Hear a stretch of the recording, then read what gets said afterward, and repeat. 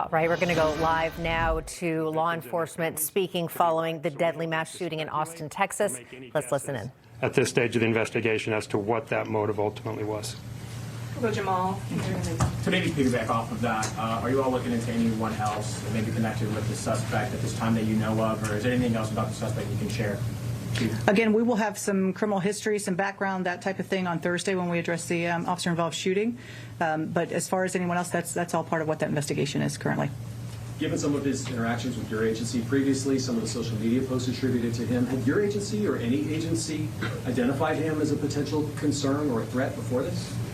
We have not at the Austin Police Department, no. No, he was not previously on our radar. Agent Duran, I had a question for you. Yesterday, you mentioned that there was this potential nexus to terrorism that was being investigated.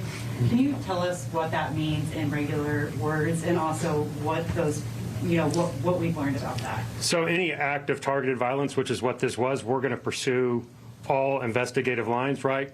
And that is certainly one of them, along with multiple other avenues of where this could go, right?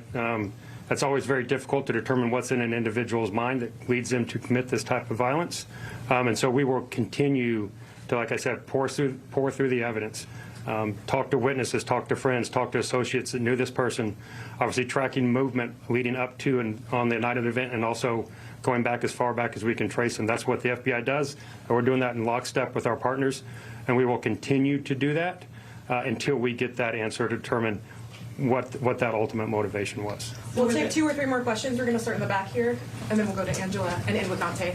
Thank you. For either the Chief or Special Agent Duran, how closely are you working with other major cities like the NYPD, the LAPD? We know New York put out a statement saying that they saw what happened in Austin and they're taking it seriously, and it has put them on high alert. Are you talking to other cities? Can you tell me a little bit about that? Yeah, I think, being part of the Major City Chiefs Association, those are, in contact with all of those chiefs and what's going on. And everybody better be on heightened alert. I mean, this is, what happens across the country, we all need to be aware of. And certainly as major cities, you look at best practices and you look at the way you keep people safe. That's absolutely important. And there's probably not a police chief across this country that's not talking to someone. Angela and Dante, you'll have the final question. So yesterday, 3 patients were in critical condition. Has there been any status updates on the hospitalized patients? I believe 1 patient will be taken off life support sometime today, and then 2 other patients are still critical.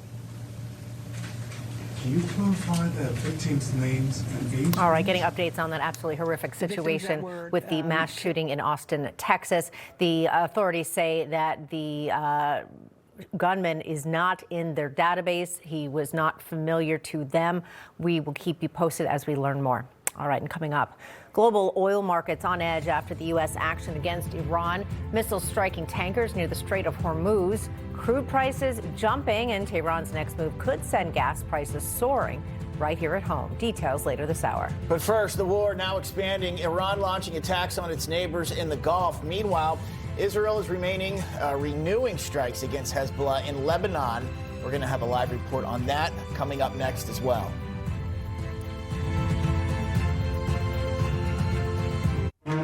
Hey, my man, we're asking people what happened to global